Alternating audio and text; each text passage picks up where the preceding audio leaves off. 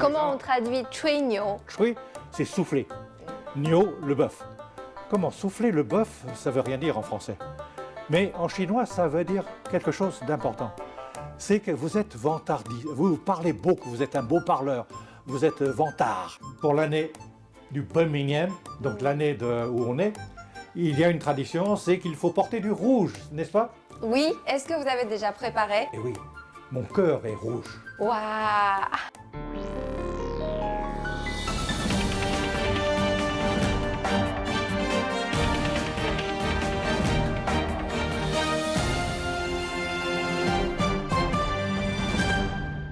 Bonjour à tous, bienvenue dans Parlons-en. Dans l'horoscope chinois, les signes astrologiques sont au nombre de 12.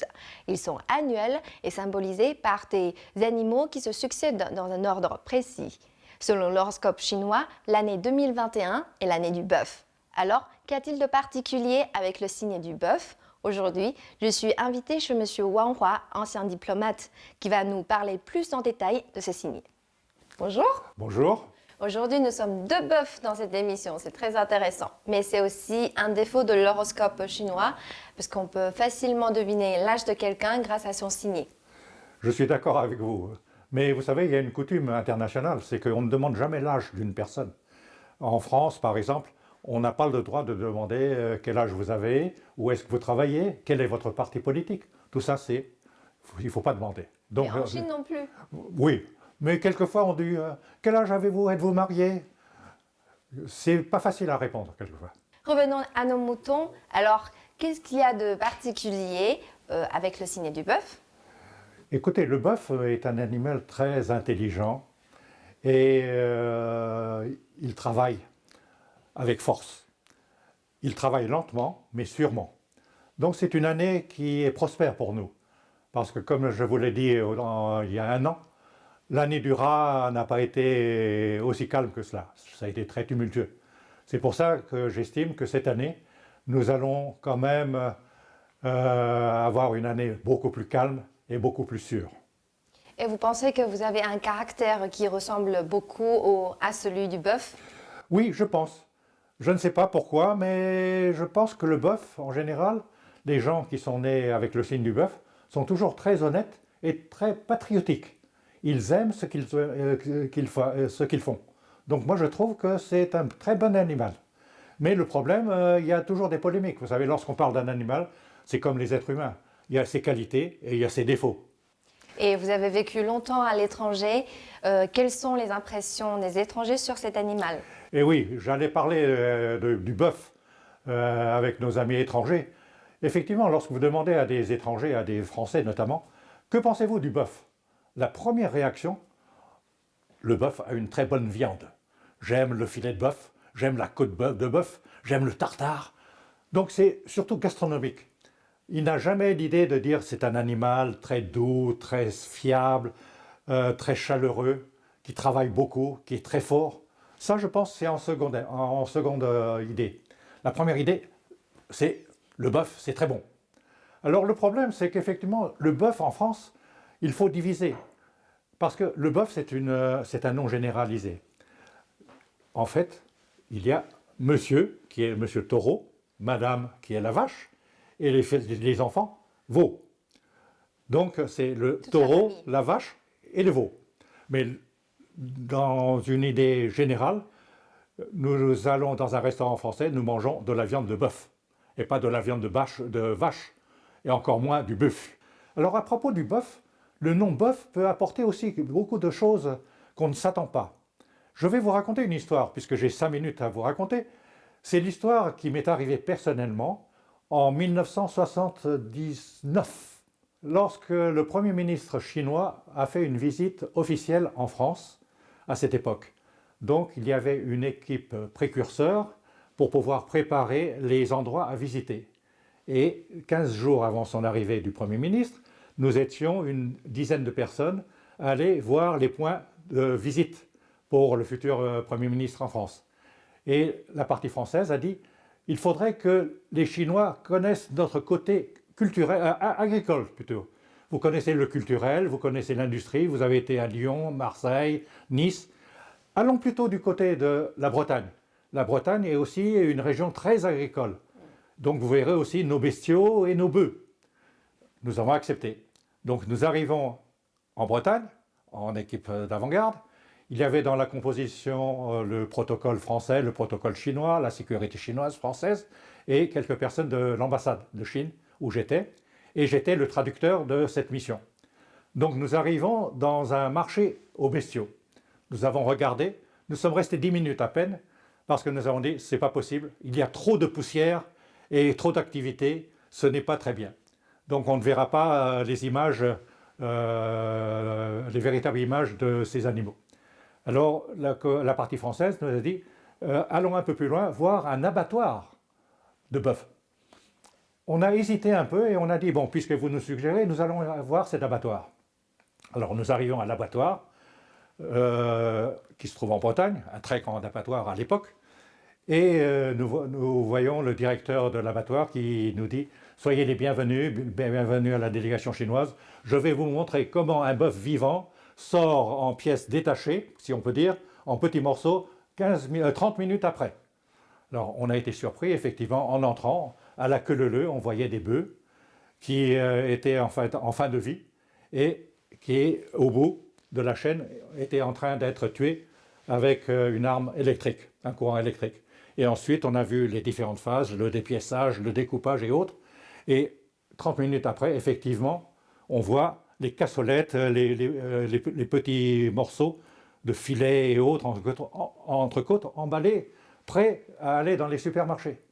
Ce système nous intéressait à l'époque, parce que n'oubliez pas qu'en 1979, je crois, c'était l'ouverture des supermarchés en Chine. Il n'y avait pas de supermarché. Et côté chinois, nous voulions apprendre ce qui se faisait en France. Et on a dit, c'est un système qui peut peut-être nous être utile. Et le directeur français de cet abattoir sort d'un seul coup une phrase que j'ai traduite. Vous savez, nous recevons dans notre abattoir beaucoup de délégations étrangères, mais souvent, il y a une ou deux personnes qui manquent à la sortie. Alors, cette phrase, je l'ai traduite, et immédiatement, la réaction chinoise est « Dis-moi, tu as bien traduit ?» J'ai dit « Oui ». Le directeur a dit « Dans les délégations étrangères qu'ils reçoivent, il y a souvent une ou deux personnes qui manquent à la sortie. » Et alors, c'était un peu de l'humour français, en disant, effectivement, avec le dépièçage ou autre, les bouchers donnaient des coups de couteau peut-être aux autres délégations. Mais comme ça, avec ironie. Mais ils ne riaient pas. Et moi, j'ai traduit comme cela. Et à la sortie, naturellement, le directeur du protocole français était très furieux qu'il ait sorti une phrase comme ça avec beaucoup d'humour, mais sans sourire et sans corriger. Et la partie chinoise, heureusement, m'a redemandé si c'était de l'humour ou pas. J'ai dit, ça doit être de l'humour. Et alors, arrivé au déjeuner dans notre hôtel, je peux vous assurer qu'après avoir vu toute cette séquence, personne n'a mangé de la viande de bœuf. Tout le monde a pris du poisson. Parce que nous étions tellement stupéfaits de la façon de tuer un bœuf qu'on ne pouvait pas avaler de sa viande. Et alors, ensuite, nous avons dit au protocole français, cette visite ne nous convient pas, pour la raison suivante, c'est qu'il y a une différence de température entre l'extérieur et l'intérieur. À l'intérieur, il faisait au moins plus 1 ou 2 degrés, à l'extérieur, plus 19 degrés. Donc, il y avait une trop grande différence de température. Et ensuite, surtout, le problème de sécurité, parce que les bouchers avaient des grands couteaux, et on était trop près d'eux. Et par accident, si un accident arrivait, ce serait très malheureux. Donc, pour des raisons de sécurité, on a refusé. Et le protocole a dit « Je vous remercie infiniment d'avoir refusé ». J'ai dit « Mais on a dit pourquoi ?» Parce que si votre Premier ministre avait visité cela, il y aurait eu un incident diplomatique. Ah bon? Parce qu'en France, c'était justement la polémique « Comment faut-il abattre un bœuf pour le manger ?» Et beaucoup de personnes étaient contre le système d'électricité, la mort par électricité. Donc, voyez-vous, un bœuf peut aussi apporter de temps à autre un incident diplomatique, mais ça n'a pas eu lieu. Voilà, donc c'était des histoires comme ça que j'ai eues, mais je peux vous assurer que c'est resté dans mon image, dans ma tête, 40 ans après. Voilà, comme vous avez dit, revenons à nos bœufs, non, à nos moutons, voilà. Merci pour cette anecdote.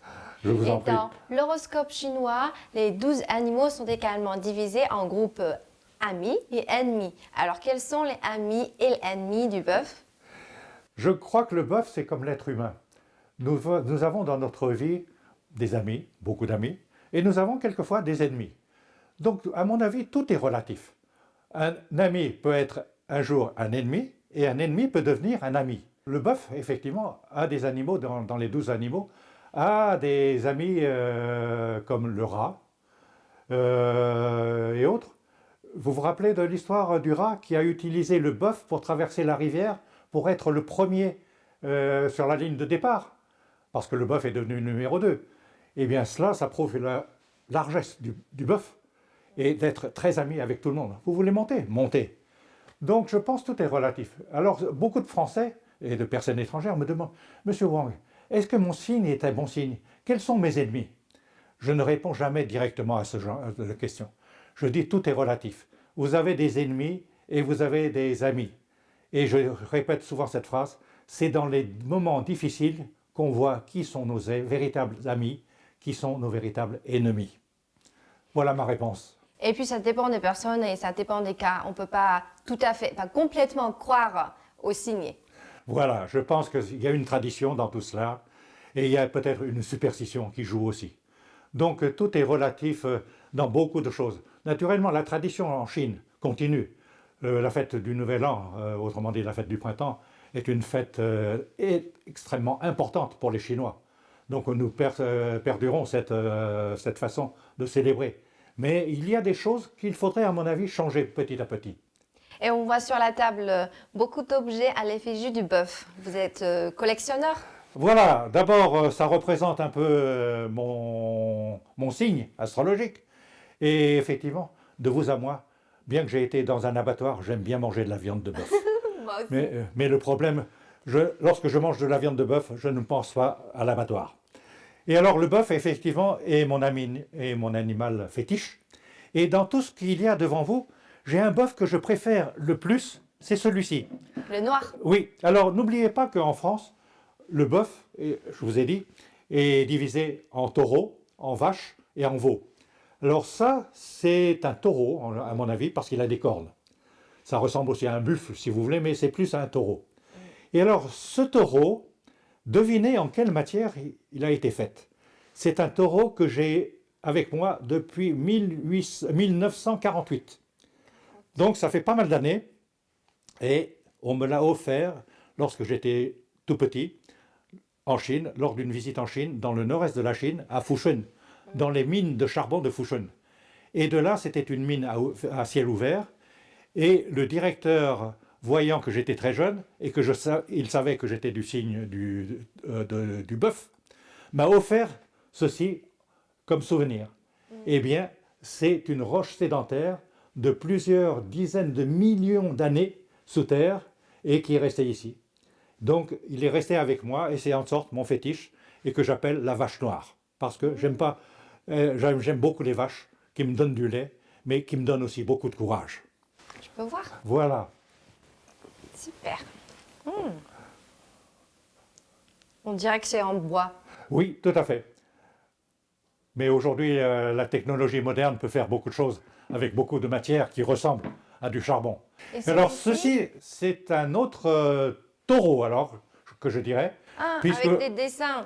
voilà, que vous devez peut-être deviner, parce que les taureaux sont très très célèbres en Espagne, et en France aussi. Parce que vous Pour connaissez les jeux. les jeux, la tauromachie. Alors ça aussi, je ne l'ai pas rappelé tout à l'heure, c'est aussi sujet à polémique en France et en Europe. Faut-il tuer les taureaux après les efforts qu'ils ont donnés pour montrer au public que le plus fort, c'est l'être humain et pas le taureau? Beaucoup de personnes sont contre. C'est pourquoi il y a le pour et le contre. Et ceci est un souvenir, quand même un emblème de la ville de Barcelone. Et donc les dessins. voilà. Donc toutes les armoiries de cette ville sont dessus. Voilà un autre souvenir, des souvenirs de voyage. Alors il y a plein de taureaux, de vaches, de bœufs qui sont ici. Et alors chacun a un signe. Et je pense que tous les Chinois ont quand même un petit fétiche de l'année astrologique où il est. Moi, personnellement, j'ai aucun objet à l'effigie du bœuf chez moi. Même si j'ai le signet Oui. bœuf, j'ai plein de nounours. Mais il n'y a pas le nounours dans les 12 animaux. Voilà, voilà. Mais tout à tout est relatif, je disais. Vous savez, le système, il y a beaucoup de traditions. Lorsqu'on est du bœuf, il faut faire ça, il ne faut pas manger cela, il ne faut pas sortir. C'est comme en France, vous savez. Les Français, où j'ai vécu pas mal d'années là-bas, sont très superstitieux. Ils ont une tradition, mais ils sont à la fois aussi très superstitieux. Vous vous rappelez très bien que dans la rue, il ne faut jamais passer sous une échelle. Ça porte malheur. Il ne faut jamais casser la glace parce que ça porte malheur pendant 7 ans. Mais tout est relatif. Vous n'habiterez pas dans un hôtel au 13e étage. Il n'y aura pas de numéro 13 dans votre chambre. Moi, je trouve que c'est... Il faut changer cela. Mais c'est la tradition. Voilà. Et comme vous le savez, la tradition en Chine aussi, pour l'année du Birmingham, donc l'année où on est, il y a une tradition, c'est qu'il faut porter du rouge, n'est-ce pas? Oui, est-ce que vous avez déjà préparé? Alors, le problème est le suivant. Je vais vous dévoiler mon secret. Il y a 3 semaines, mon épouse et moi, nous sommes allés dans un supermarché à Pékin et nous avons vu effectivement un coin rempli de rouge. Ah, j'ai dit, c'est l'année du bœuf qui arrive. Et effectivement, nous avons découvert beaucoup de vêtements, de chaussettes, de ceintures, Bonnets. pour hommes et pour femmes, hein. Des chaussures et autres. Et j'ai dit, tiens, je vais voir si je peux trouver quelque chose. Et ma femme m'a dit, non, non, pas toi, c'est moi qui dois t'offrir. Parce que si tu achètes toi-même, ça ne joue pas son rôle. Vous savez que le rôle de porter du rouge, c'est, dans la tradition chinoise, d'éviter une divinité qui s'appelle le Très Sui. Ce personnage ressemble un peu à Jupiter. Il revient tous les 12 ans. Et ce personnage, il n'est pas content si vous n'êtes pas dans son sens. Donc il peut vous apporter des malheurs. Donc durant l'année où vous êtes, donc il vous regarde. Et le rouge, il a peur du rouge. Donc il se recule. Et alors, donc, je reviens à ce supermarché. Donc, je vois, eh bien, je n'ai rien acheté. Et vous allez me demander pourquoi?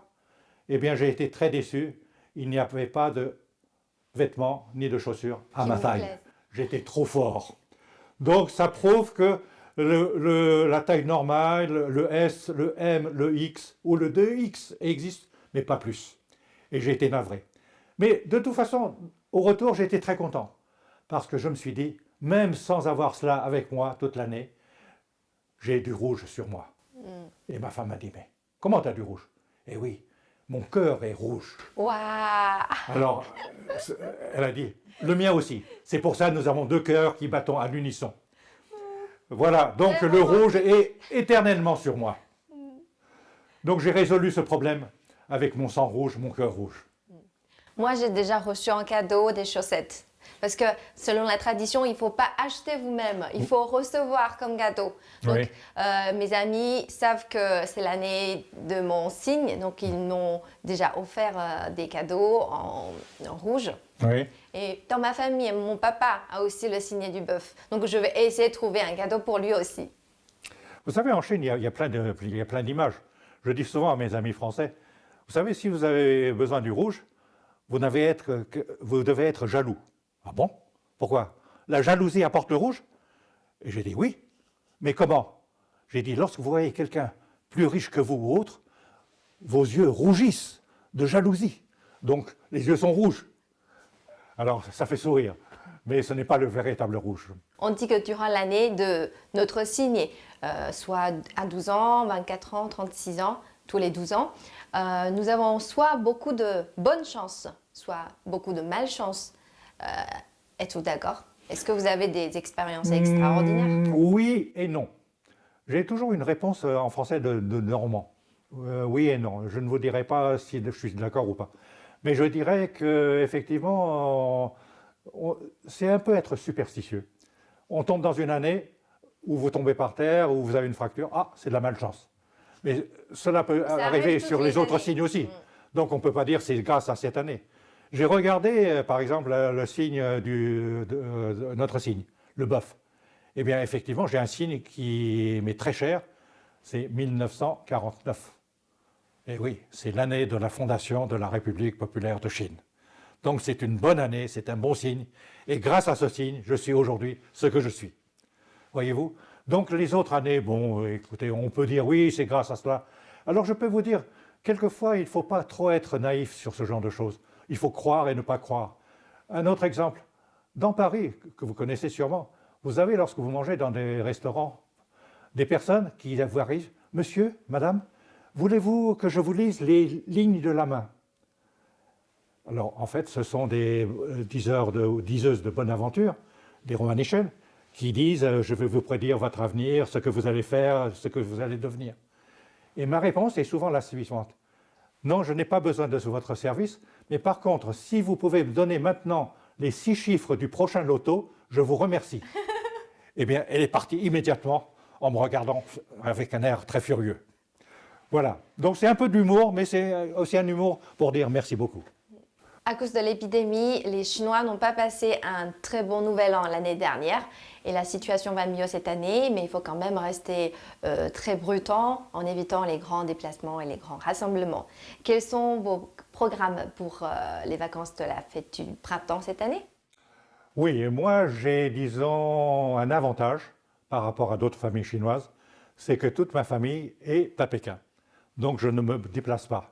Mais par contre, pour d'autres familles où cette fête est très importante durant toute l'année chinoise, il y a ce qu'on appelle une migration de la population, du nord au sud, du sud à l'ouest et autres. Vous savez, des centaines de millions de Chinois se déplacent en quelques jours et reviennent sur le lieu de travail. Donc c'est formidable comme système, mais ça pose un très grand problème, surtout dans l'année où nous sommes. Donc nous sommes dans une année d'épidémie qui n'est pas résorbée encore, qui se développe petit à petit par-ci, par-là. Donc nous devons être très vigilants. Donc c'est pour cette raison que le gouvernement actuel demande à beaucoup de personnes de changer un peu les habitudes, de passer le nouvel an chinois là où on est. Et grâce au système moderne de communication, on peut se souhaiter la bonne année au téléphone, par visiophone, avec le smartphone. Donc tout ça, ce sont des choses qui peuvent éviter la propagation de cette épidémie. Je suis tout à fait d'accord à cela. Donc vous m'avez demandé comment je vais passer ma soirée. Eh bien, j'ai programmé ma soirée pour aller dîner dans un restaurant que nous avons réservé. Mon fils, ma belle-fille, ma femme et moi, nous serons 4 parce que nos petits-enfants font des études à l'extérieur, ne seront pas ici. Donc nous avons réservé une table 1 mois et demi à l'avance. Parce que la coutume des Chinois, aujourd'hui, résidant par exemple de Pékin, des Pékinois, c'est d'aller manger ensemble dans un restaurant et de revenir à 7h ou 8h regarder la gala de la télévision chinoise. Donc tous les numéros du Nouvel An, donc tout le monde est revenu à la maison en train de papoter, en train de manger des cacahuètes, des graines de lotus et autres, d'échanger des idées. Et c'est comme ça que nous passons en général tous les ans le Nouvel An, le réveillon du Nouvel An. Et à 23h59, tout le monde se rue sur le téléphone ou sur son smartphone pour envoyer des messages en disant « bonne année, bonne année, bonne année, prospérité » et autres. Donc c'est pour cela que vous verrez, cette année encore, ce seront des milliards et des milliards de messages qui vont transiter via le smartphone. Et aussi les enveloppes rouges. Eh oui, ça aussi, c'est à ce moment-là que les plus anciens distribuent les enveloppes rouges aux plus jeunes, aux petits-enfants ou autres. Alors le problème, ça pose aussi un nouveau problème. Faut-il continuer à faire cela? À mon avis personnel, je dirais oui, ça fait plaisir parce que c'est un symbole aux petits-enfants de dire « les grands-parents m'ont donné cela pour que je travaille mieux, pour que je sois riche à l'avenir et autres ». Donc c'est un encouragement, une récompense. Mais dans un autre sens, il y a un problème qui, à mon avis, pourrait avoir un point d'interrogation. Faut-il donner une somme aussi importante aux petits-enfants? Aujourd'hui, lorsque moi j'étais jeune, un exemple en 1948, j'étais très jeune, je suis venu en Chine, j'ai passé le Nouvel An chinois à l'époque, c'était une grande famille, effectivement, et à minuit, les grandes personnes me donnaient des enveloppes. Mais c'était des enveloppes rouges toutes petites, où on mettait des centimes, de papier-monnaie, mais qui n'a pas aucune valeur. C'était vraiment symbolique pour dire, voilà, amuse-toi avec cela. Aujourd'hui, le problème des jeunes, oh là, tu m'as donné que ça? C'est pas assez. On risque d'avoir cette réaction. Or, le problème, c'est que depuis des années et des années, je vois que les enveloppes rouges qui étaient très petites sont en train d'augmenter, augmenter, augmenter. Et les grandes enveloppes rouges sont très très grandes et on peut mettre beaucoup de billets de 100 yuan dedans. Alors, faut-il en mettre? Je ne sais pas, mais c'est à la population de décider. Moi, personnellement, je ne suis pas très favorable à ce genre de choses. Peut-être parce que la vie augmente aussi. Oui, il y a ça, mais le problème, c'est une coutume. Nous sommes plus riches. Voilà, et puis le problème, c'est que ceux qui connaissent la Chine, les billets de 100 yuan sont en rouge. Donc, c'est un porte-bonheur de plus. Voilà. Vous mettez 2 billets de 50 yuan en bleu, ça fait moins d'effet qu'un billet de 100 yuan. Or, récemment, j'ai demandé à notre aide ménagère, vous qui venez de la campagne et qui allez fêter votre nouvel an chez vous, dans les enveloppes rouges, combien vous donnez à la campagne, chez les paysans? Elle m'a dit, au moins 2 billets de 100 yuan. J'ai dit, mais si vous avez une dizaine ou une vingtaine de petits-enfants et d'amis, ça fait beaucoup. Et elle m'a répondu, eh oui, c'est pour ça que nous amassons un peu d'argent pour pouvoir les offrir au Nouvel An.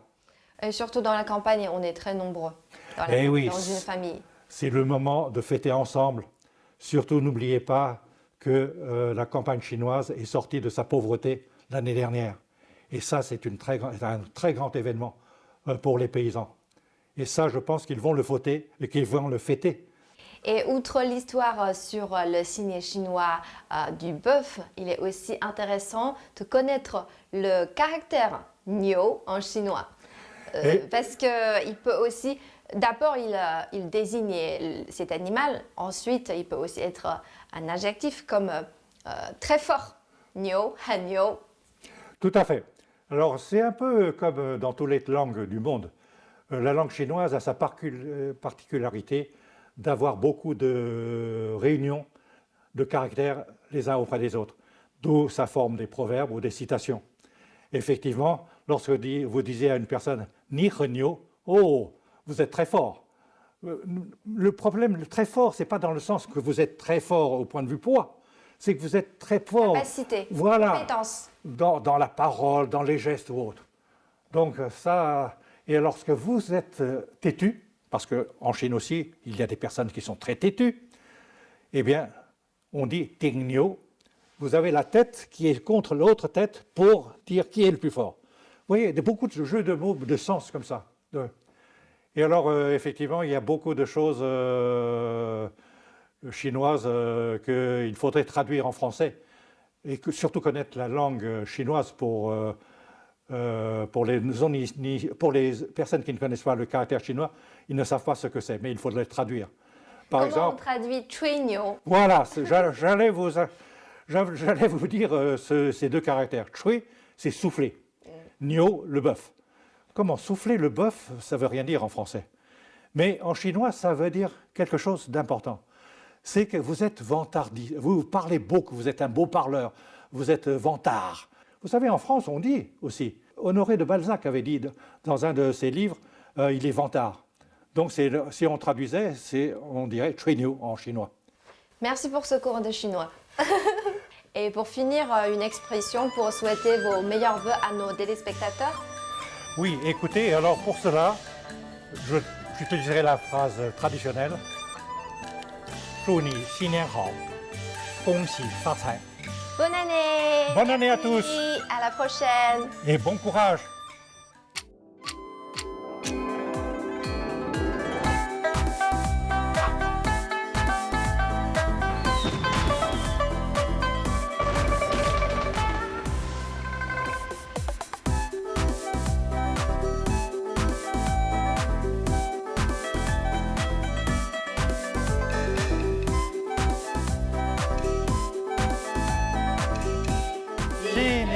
Bonne année! Bonne année! Bonne année! Bonne santé!